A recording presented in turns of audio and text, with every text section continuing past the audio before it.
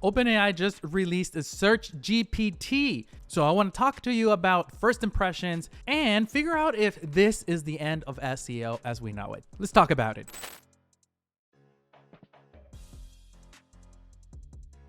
Hey, welcome back to the Local SEO Unlocked podcast.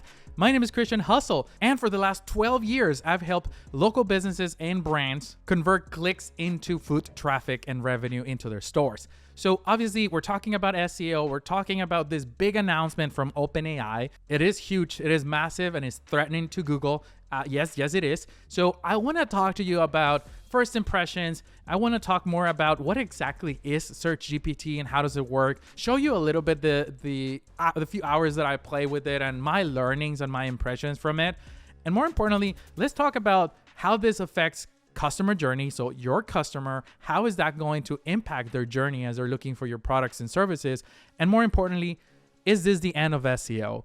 Because as you will see on this episode, there's a lot of things that are threatening Google and search engines in general. I think it's crucial for me to share my point of view, and definitely excited to hear your point of view as well. So drop it in the comments throughout the video if you agree or disagree with anything that we're about to talk about. So let's start with this. What is Search GPT? It's basically a feature added onto Chat GPT. From OpenAI's perspective, ChatGPT can now make the searches online for you within the same chat format. So imagine as you are chatting with ChatGPT, ChatGPT now in the background can go look for information, retrieve it, and give it to you as accurate as it can find it online. Now, Search GPT was released a few days ago for paid customers. So anybody that has a paid ChatGPT membership already has access to it. There is no definite date yet announced on when is it going to be released for free members or free users who are not paying for a membership. So more to come there. But luckily, I do have a membership. I was able to try it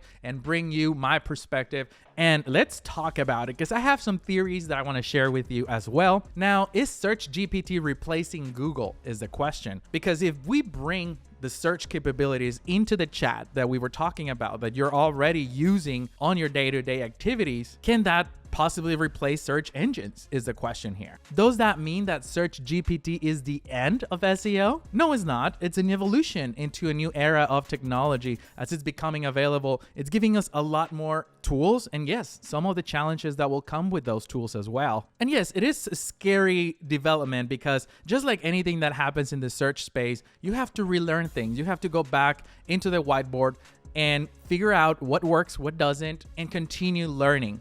But that's just the way it is, right? Anything in search is continuous learning. In fact, I think that's really the reason why I've stuck with SEO for 12 years. Every time I feel like I've mastered it, I've become an expert, there's a big major development, change in the algorithm, change in search engines, launch of new platforms that require me to go back, continue studying, and really keep me in my toes, right? Which is also exciting. I think this is new technology, very exciting to see where it goes.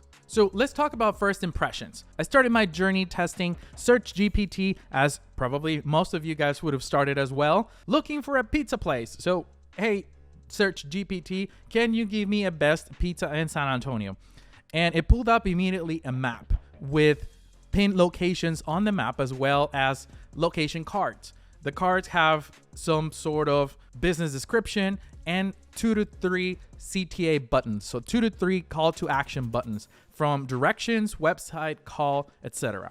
Now, first impressions, the map looks quite similar to Google Maps to my eye.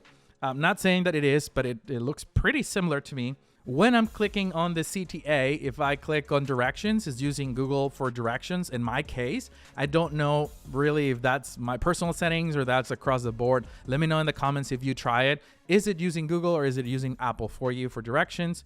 The website button takes you straight there. And honestly, I got quite a few results, right? It's not showing me reviews. Again, first impressions. I'm not seeing reputation. I'm not seeing things like that. But I am seeing the source. Where or how did ChatGPT came to the conclusion that these are the best places? So it is using publishers, blogs, websites out there that are talking and mentioning these businesses, which I thought it was very interesting. I continue my query and my travels searching for what is the best pizza restaurant that I can go on a date with my wife. Notice I'm being more specific. I'm chatting and I'm not mentioning a location or a city. yet it knew exactly where I am.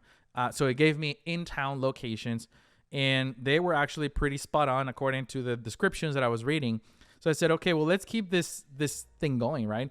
So Chat GPT, what is the best pizza restaurant to take my 2-year-old niece? Right? We keep in the same theme, but we're completely changing drastic scenery.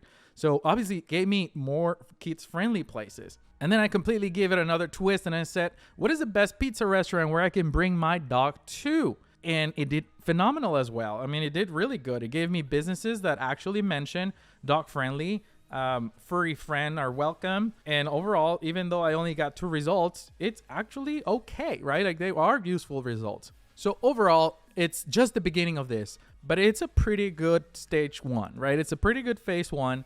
It is threatening because people can get the information when I go into your website. There's no such thing as ranked tracking in here, right? There's no rankings, there's no tracking. It's still too new and too early to determine what are the next best steps, right? But we do know that this is a new channel. And there's going to be a lot of data that needs to be optimized for this channel to be able to recognize your brand and be able to recommend your brand to searchers. So I guess the question for you to leave you on is, should you block ChatGPT bots at this point from crawling your website? Because I remember 2 years ago when ChatGPT was launched, everybody was blocking it. They didn't want ChatGPT to copy their content and learn from their content. But based on Search GPT, it looks like it's crawling your website to acquire your business information.